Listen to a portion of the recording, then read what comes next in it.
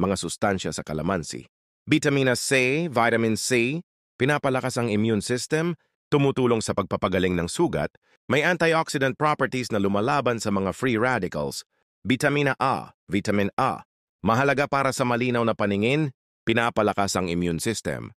Tumutulong sa kalusugan ng balat, vitamina B, vitamin B complex. Tumutulong sa metabolismo at pagbibigay ng enerhiya, mahalaga para sa malusog na balat at buhok.